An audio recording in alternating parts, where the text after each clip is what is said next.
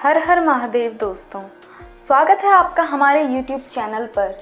आज की वीडियो में हम सुनेंगे शिव महापुराण श्री रुद्र संहिता द्वितीय खंड का 5वां अध्याय, संध्या का चरित्र। सूत जी बोले, हे ऋषियों, नारद जी के इस प्रकार प्रश्न करने पर ब्रह्मा जी ने कहा, मुनि, संध्या का चरित्र सुनकर समस्त कामनाएं सती साध्वी हो जाती हैं। वह संध्या मेरी मानस पुत्री थी, जिसने घोर तपस्या करके अपने शरीर त्याग दिया था।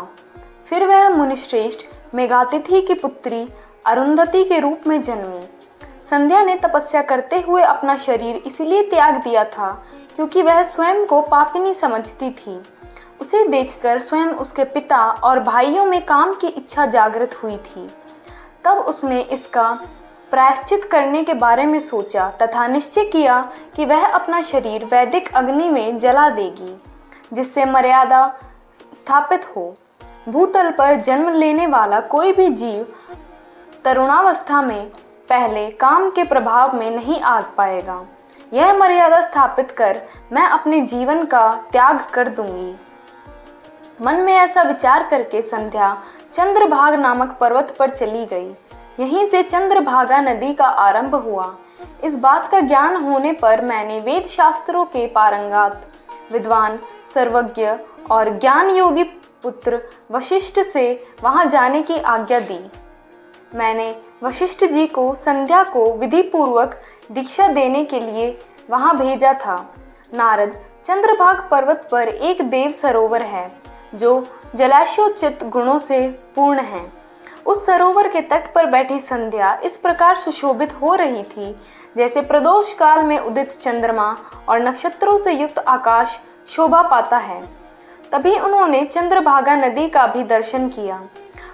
तब उस सरोवर के तट पर बैठी संध्या से वशिष्ठ जी ने आदरपूर्वक पूछा, हे देवी, तुम इस निर्जन पर्वत पर क्या कर रही हो? तुम्हारे माता पिता कौन हैं? यदि यह छिपाने योग्य ना हो तो कृपया मुझे बताओ। यह वचन सुनकर संध्या ने महर्षि वशिष्ठ की ओर देखा। उनका शरीर दिव्य तेज से प्रकाशित था। मस्तक पर जटा धारण किए वे साक्षात कोई पुण्यात्मा ज्ञान पढ़ते थे। संध्या ने आदरपूर्वक प्रणाम करते हुए वशिष्ठ जी को अपना परिचय देते हुए कहा, ब्राह्मण, मैं ब्रह्मा जी की पुत्री संध्या हूँ। मैं इस निर्जन पर्वत पर तपस्या करने आई हूँ। यदि आप उचित समझे तो मुझे तपस्या की विधि बताइए।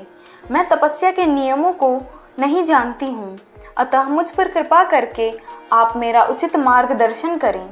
संध्या की बात सुनकर वशिष्ठ जी ने जान लिया कि देवी संध्या मन में तपस्या का दृढ़ संकल्प कर चुकी हैं।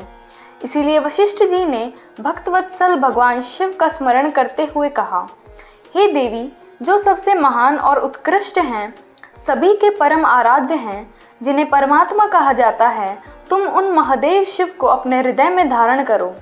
भगवान शिव ही धर्म, अर्थ, काम और मोक्ष के स्रोत हैं। तुम उन्हीं का भजन करो।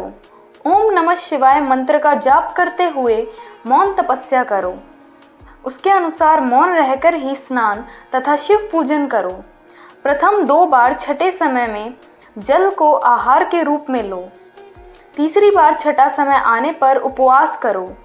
देवी, इस प्रकार की गई तपस्या ब्रह्मचार्य का फल देने वाली तथा अभिष्ट मनोरथों को पूरा करने वाली होती है। अपने मन में शुभ उद्देश्य लेकर शिव जी का मनन व चिंतन करो। वे प्रसन्न होकर तुम्हारी मनोकामना अवश्य पूरी करेंगे। इस प्रकार संध्या को तपस्या की विधि बताकर और उपदेश देकर मुनि वशिष्ठ वहां से अंतर्ध्यान हो गए। ओम नमः शिवाय।